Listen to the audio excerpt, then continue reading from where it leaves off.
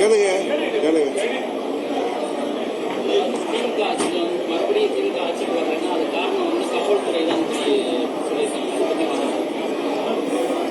காவல்துறையில் இன்றைக்கு சட்டம் ஒழுங்கு சரியில்லாமல் இருப்பது, அது காரணம் காவல்துறைக்கு அமைச்சர் பொறுப்பாக இருக்கிற மாண்புமிகு முதலமைச்சர் தானே.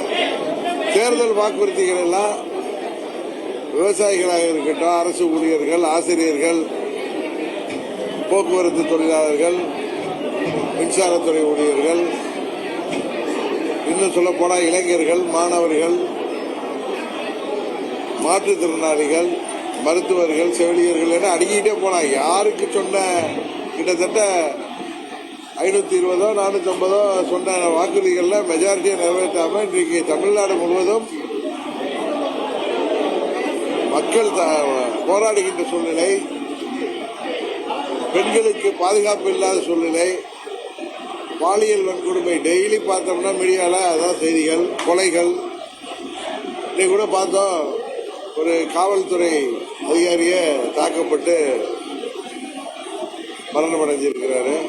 இன்னொரு காவல்துறை விசாரணையிலேயே விசாரணைக்கு அழைத்து சென்றவங்க கொல்லப்படுகிறார்கள். இந்த சட்டவிரோத செயல்களை தடுத்து நிறுத்துகிற அரசு அதிகாரிகள் தாக்கப்படுகிறார்கள், கொல்லப்படுகிறார்கள். சுதந்திரம் அடைந்த பிறகு இப்படி ஒரு மோசமான ஆட்சி தமிழ்நாட்டில் இல்லை என்கிற அளவுக்கு இந்த விடியாத ஆட்சி நடைபெற்றுக் கொண்டிருக்கிறது.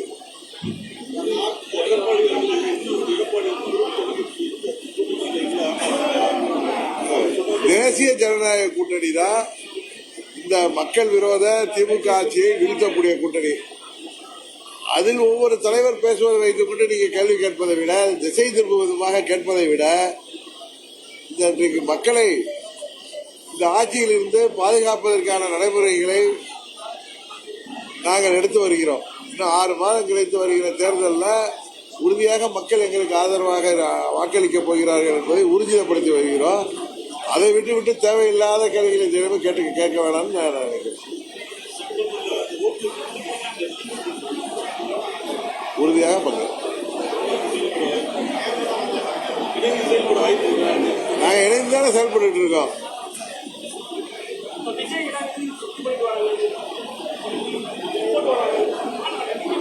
யாருங்க அப்படியா? சரி,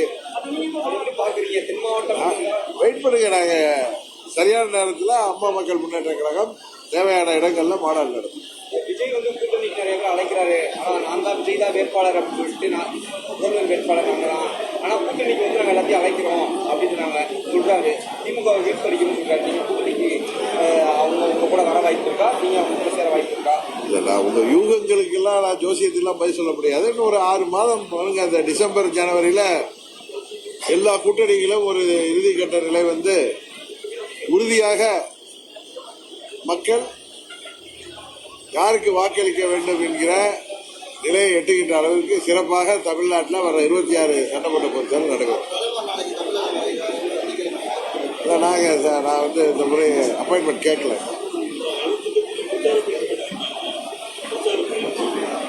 யாரு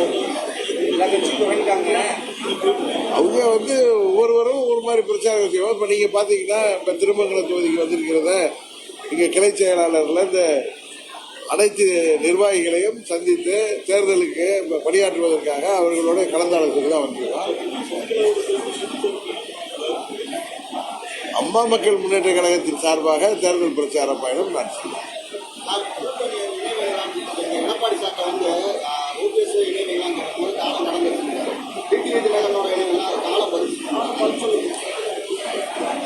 அதாவது காலம் பதில் சொல்லுங்கிறத தவிர உரிய நேரம் வரும். அந்த நேரத்தில் நேரம் பதில் சொல்லாது, நான் பதில் சொல்லிடுறேன். எல்லா விஷயங்களுக்கும் உனக்கு சொல்லியிருக்கேன்.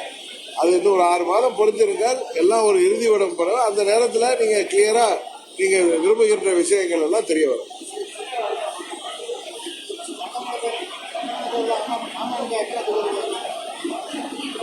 அதெல்லாம் அந்த நேரத்தில் உங்களுக்கு தெரிய வரும். அவசியமா அம்மா மக்கள் முன்னேற்ற போட்டியிடும். எங்கெல்லாம் எங்கள் வேட்பாளர்கள் தகுதியானவர்கள் இருக்கிறார்களோ உறுதியாக அவர்கள் எல்லாம் போட்டியிடுவார்கள். நாங்கள் ஏற்கனவே தேசிய ஜனநாயக கூட்டணியில் 24 பாராளுமன்ற பொதுத் தேர்தலில்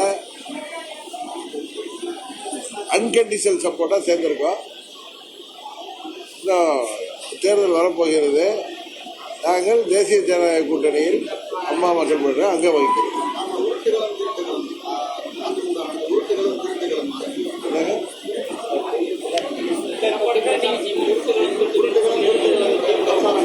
உருட்டிக்கிறோம்.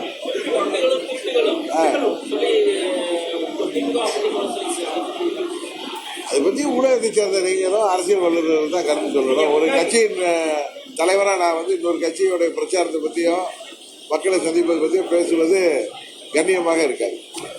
முன்னாடி அதிமுக சொல்றது எல்லாம் ஒன்றிணைச்சா திமுக வீட்டில் ஆட்சியில் வந்து அதிகாரம் பெற்றலாம் அப்படின்னு சொல்லியிருக்கீங்க.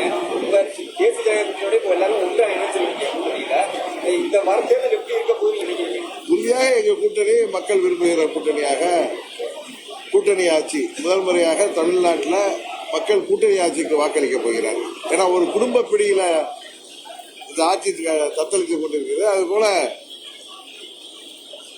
ஆட்சி அதிகாரம் எல்லோருக்கும் பகிர்ந்தளிக்கப்படும் போதுதான் ஊழல் முறைகேடுகள் இல்லாமல் மக்களுக்கு தேவையான திட்டங்களை நிறைவேற்ற முடியும் என்பதை மக்கள் உணர்ந்து வருகிறார்கள். அதனால எங்க கூட்டணிக்கு உறுதியாக வாய்ப்பளிப்பார்.